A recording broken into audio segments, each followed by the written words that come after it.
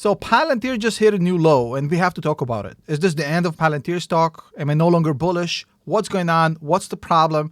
And is there a path for redemption for this stock? Obviously, as you can see on the screen right now, it's not good. The stock is down 65% over the past year. Now, it's not really different than many of the other tech stocks that we looked at here, but the problem with Palantir that it has a bigger hill to climb than the Facebooks, the Googles, the Amazons, and so forth and so forth.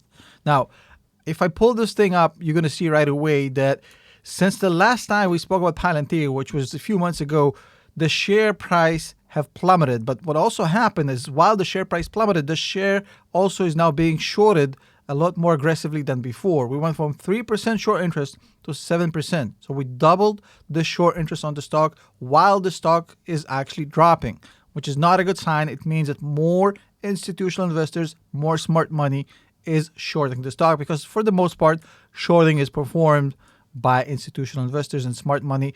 It can be done by retail investors, but not very often. So first of all, we have to talk about what's the problem. I mean, what are the good things about it?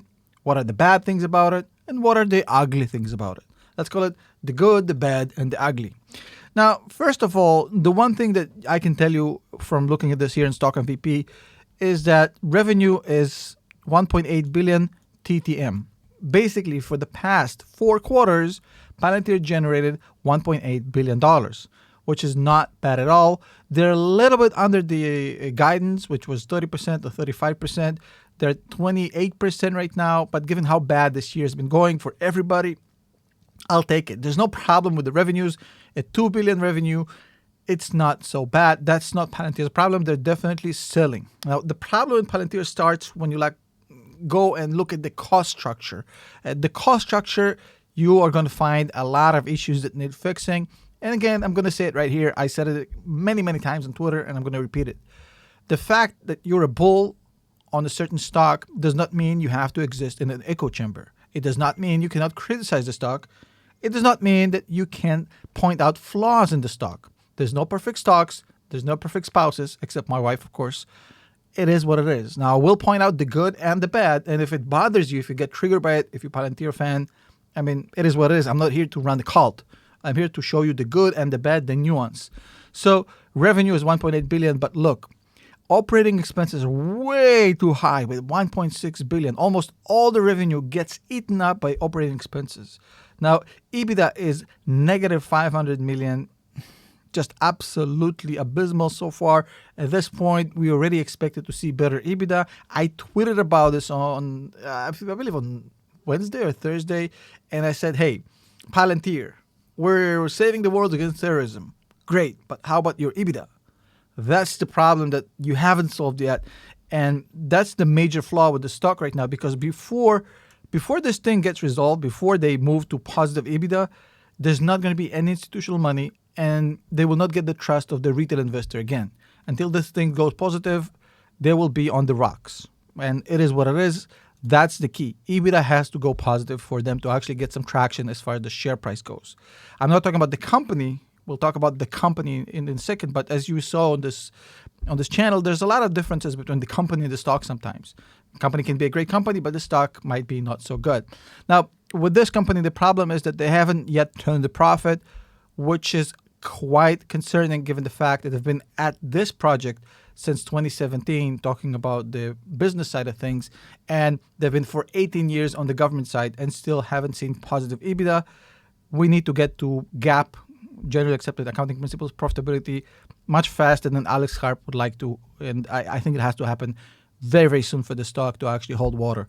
Now, the good part here, and again, I'm not going to bash the stock, I'm also going to point out the good stuff. Look, they're definitely not going to go bankrupt. They're not in any danger. There's no problems with cash flow, with liquidity. This company is absolutely pristine as far as the balance sheet, the strength, the financial strength of the company is spectacular. This company has 10 times more cash than debt. They got rid of their debt before the recession, before interest rates were higher, which was a smart move, and I have to give credit to the management. They have a lot of problems with communicating with investors, but that move was very, very smart. Almost no debt, virtually no debt, at $2.4 billion in cash. That will allow them a runway of ample time to find solutions to the negative EBITDA. Their liabilities are very, very low compared to the assets. 3 times more assets than liabilities, 10 times more cash than debt. Very, very healthy balance sheet. But again, the EBITDA is the Achilles heel for this company, and this is the biggest problem where right now institutional investors are looking at this and saying, not yet, not yet. Even though the price is starting to get attractive at $6.3, they're still waiting for it to come to that positive EBITDA side. And I can show you exactly how it looks like here in Stock MVP because we can go and look at institutional ownership. Now, the stock dropped yesterday by 8%. 8%. Now, the entire market was in the toilet yesterday, but I mean, this volatility is because it doesn't have high participation of institutional investors. Once a stock is heavily invested by institutional investors, it doesn't become that volatile because the volatility on the institutional side is much, much more relaxed. The problem here, as you can see, is that there are 35% institutional ownership. 35% is just not enough. It's too low for a stock that has to kind of trying to get into the top 50, top 60 companies, top 100 companies. They have to get to 60% institutional shareholding. That's kind of the benchmark, the golden rule. They're at about half that right now.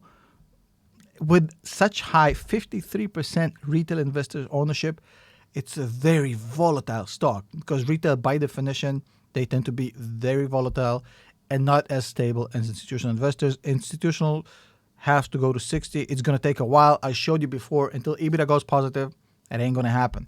Now, you can see that the institutionals here are pretty much some of the biggest in the business, Vanguard and BlackRock.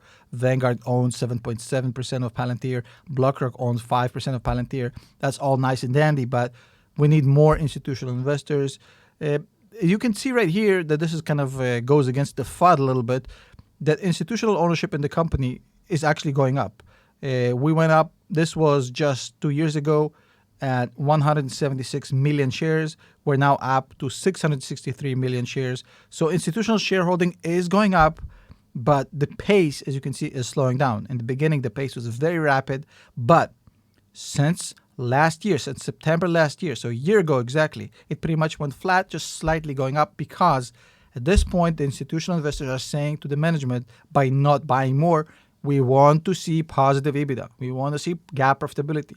Not enough to tell us stories about terrorism. We want to see the numbers. Now, the other part here is definitely the insider selling. Look, there's a lot of insider selling in this company, but it's basically because of the very hefty compensation packages to Karp and to Shyam Sankar. But overall, there's not been a lot of movement over the past year. I can show you. If I go all the way to the start, and I can show you that despite all these sales, a lot of them are conversions. Like Shyam Sankar, as you can see right here, you can see that his securities is 2.1 million at Class A. And let's look at Class B.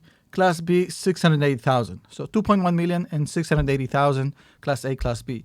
If we go to page 2, I believe, let's look at page 1 or 2. Where is this? I'm having trouble seeing this right here. Hold on. Where do we have Shyam Sankar? Okay, found him. So Shyam Sankar right here, he went down by 200,000 from 2.1 million to 1.9 million in Class A common stock. So allegedly he sold 200,000 stocks, but his Class B shareholding went up by 200,000. So it was just conversions from Class A to Class B. Again, a lot of FUD. The same thing with Alex Karp. You would go to the last page and you would see a lot of sales about Alex Karp. All these are sales. But if you go and overall, you check his shareholding for the year pretty much is unchanged. Class A and Class B are pretty much the same. Almost $50 million of Class B stock and almost $6.5 million of Class A stock. Nothing has really changed on that front. So this is mainly FUD, but the part that is not FUD and should be taken seriously is the fact that these managers got a hefty compensation package. They have to deliver. You cannot pay so much for quality management, which they're doing, and not expect and demand positive EBITDA on year 6 into this whole project that is the business side. You know, by 2017, if this was just a government contractor, nobody would have cared about this company. This all interest in Palantir started when in 2017 they started Foundry with Airbus, and that project led to the whole startup that is Palantir business, the B2B side of it. But that business, year 6 right now, It has to start showing GAAP profitability. It has to. Now, as far as the share price right here, I can run a quick DCF, but I can tell you right now that this company will require a lot of good assumptions here for this thing to actually make sense. So let's say that currently they're at negative 500 million EBITDA. Let's say they break even next year. Let's just be generous here. Let's say that they do 300 million in year 2024. Then let's do 600 in 2025, 900. Just for the sake of the example, just to show you, I don't think they'll do these numbers. And then that's our EBITDA, right? So we have the EBITDA. Let's do depreciation and amortization 10%. CapEx growth, let's do 1.5%. Populate, and then let's do 10% long-term and discount rate. So based on this, which is kind of a very, I would say, not such a aggressive, but not so conservative, a realistic expectation. If the company actually manages to pull out a $1 billion EBITDA by 2027, $1.2 billion EBITDA by 2027, which means about $5-6 billion in earnings, let's say even $7 billion by 2027, from 2 to 7 within the next 5 years. They're pretty much undervalued by 30% right now. But then again, it all depends on the interest rates. We can actually show you that if interest rates will go up, this valuation will be much more painful for Palantir. The problem with Palantir is that things have changed. At the bottom line, what happened is that the market doesn't really tolerate anymore growth and stories and revenue. The multiples have shrunk. You saw what happened to every big tech stock. The only thing this market is looking for is results on the financial side. We want to see them beat the earnings. We want to see them provide positive EBITDA and positive GAAP profitability. Until that happens, this is going to be a $6-7 stock, maybe $8, but that threshold will not be broken until Palantir delivers actual results on the financial side.